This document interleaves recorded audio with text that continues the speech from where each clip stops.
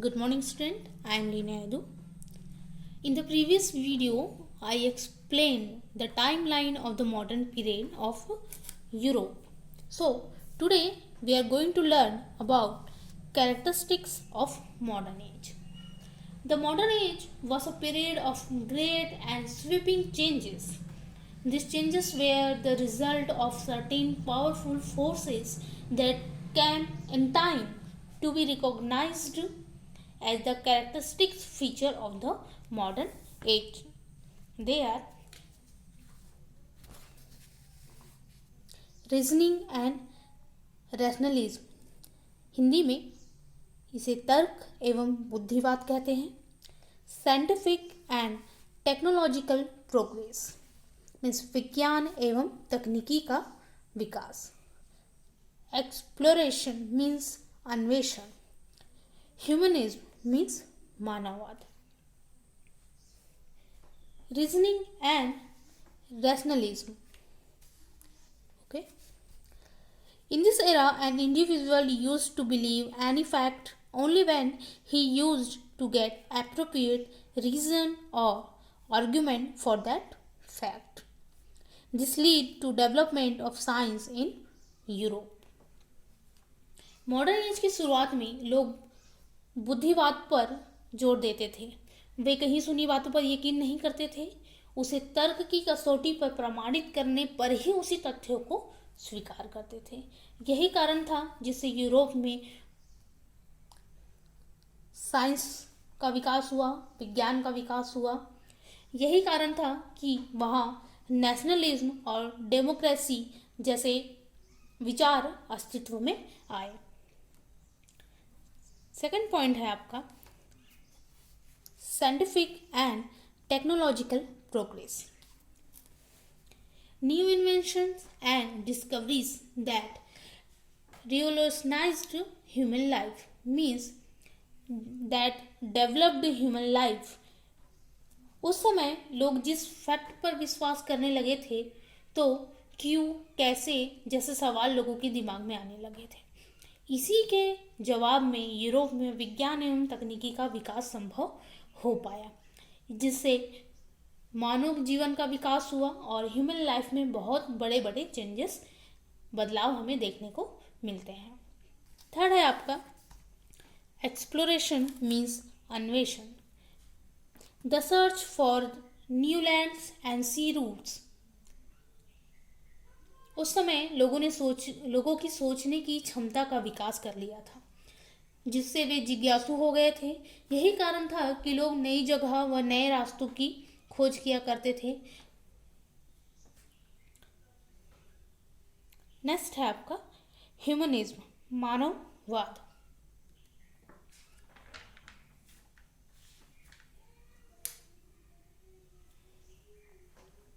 In this era, importance was given to prosperity of human and materialistic comfort.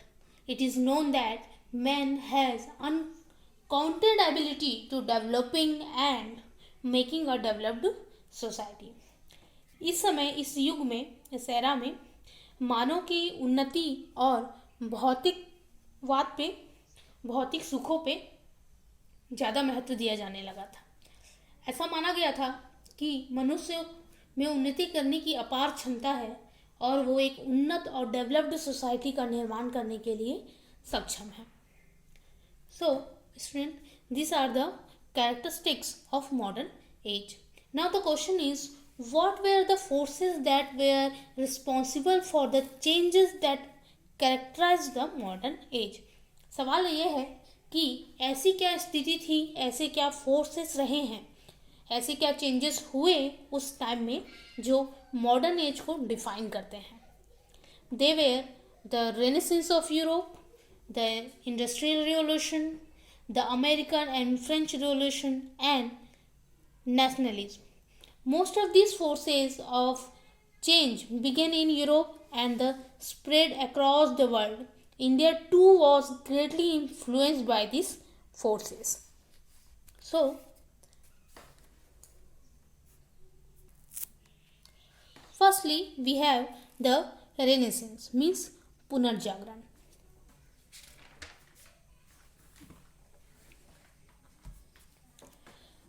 The Renaissance was a movement that started in the 14th century in Italy and lasted till the 17th century. Renaissance एक movement है, मतलब एक आंदोलन है जो आपके 14th century से लेके 17th सेंचुरी तक कंटिन्यू चला है.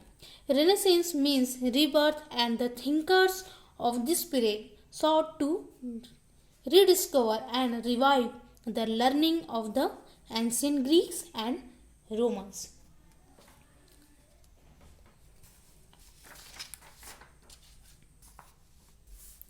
Okay student, our first topic is ideological revolution, means वैचारिक क्रांति. In 15th century, Renaissance of Europe correlates with ideal revolution. मतलब अराउंड 15th century आपका जो Renaissance है, पुनर्जागरण है, वो आपके वैचारिक क्रांति से जुड़ जाता है. Ancient epics in languages like Greek, Latin, etc. have been converted into local languages and studies of those started freshly. Means विचारों में बदलाव का कोई कारण तो रहा होगा. आइडियोलॉजिकल रिवोल्यूशन मीन्स वैचारिक क्रांति. वैचारिक क्रांति का सीधा सीधा संबंध आपके विचारों से होता है. तो इन विचारों का कोई तो खास कारण रहा होगा. इसका बहुत ही बड़ा कारण था आपका 1450 में प्रिंटिंग प्रेस का आना. Due to discovery of printing machine, availability of books in large number were easy and at a lower cost in that time. Printing press के आने से वहाँ लोगों धर्म से जुड़े जितने भी दूसरी भाषा के जो बुक्स थे उनका ट्रांसलेशन हुआ और वो ट्रांसलेशन होके लोगों के हाथों में जाने लगा. क्योंकि प्रिंटिंग प्रेस आ गया था तो उनकी बहुत ज़्यादा कॉपियाज छपने लगी और कॉपीज़ बहुत ज़्यादा छपने लगी तो हर व्यक्ति उसको खुद पढ़ सकता था. यही एक कारण था जो आइडियोलॉजिकल रिवोल्यूशन का मुख्य कारण है. बिकॉज ऑफ नॉलेज, क्योंकि प्रिंटिंग प्रेस के आने से किताबें छपने लगी, लोगों के हाथों में किताबें आने लगी, तो उस समय क्या बोलना चाहिए, propaganda of knowledge was fast. Means लोगों के ज्ञान जो है वो बहुत ही जल्दी स्प्रेड होने लगा. लोग ज्ञानी होने लगे क्योंकि वो रीडिंग करने लगे, पढ़ने लगे.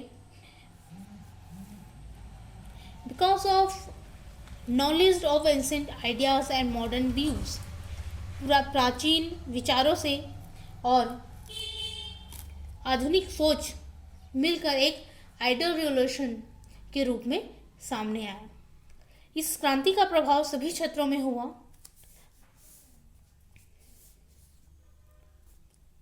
Different cultures of literature, fine art, sculpture, science etcetera, ये सभी चीज़ों पे इसका प्रभाव पड़ा और इनके प्रभाव पड़ने से लोगों की व्यूज चेंज होने लगे.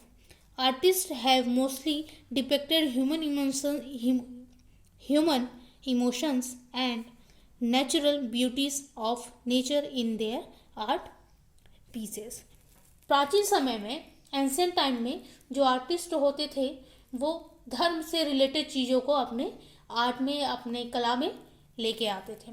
लेकिन जैसे ही वैचारिक क्रांति हुई, लोगों के ज्ञान का प्रसार हुआ, लोग नॉलेज लेने लगे, तो उनके विचारों में परिवर्तन हुआ क्योंकि उनकी सोच में चेंजेस आने लगा. इसलिए जो कलाकार थे, जो आर्टिस्ट थे, वो देवी देवताओं को अपने कला में ना उतार के वो ह्यूमन इमोशन में मानवीय भावनाओं का चित्रण करने लगे और नेचुरल ब्यूटीज मीन्स प्राकृतिक सौंदर्य को अपनी कला में उतारने लगे. Scientist like Copernicus and Galileo established new scientific explanation about universe by breaking the old beliefs. इसका प्रभाव आपके साइंटिस्ट पे भी पड़ा. Scientist like Copernicus and Galileo, इन्होंने पुराने विश्वास को तोड़ते हुए, पुराने विचारों का खंडन करते हुए नए साइंटिफिक एक्सप्लेनेशन दिए. जैसे कि अर्थ रिवॉल्व अराउंड द सन, पृथ्वी सूर्य का चक्कर लगाती है. These thoughts brought adverse effects in religious faiths and gave rise to movement in religious reformation. इस तरह के बदलाव लोगों में आने लगे. यही बदलाव आगे चल के रिलीजियस रिफॉर्मेशन में कन्वर्ट हो गए. मतलब यही एक कारण था जिससे उस समय यूरोप में धर्म क्रांति की शुरुआत हुई. So student, in my next video I am going to explain about religious reformation. Okay, read your lessons, students. Thank you.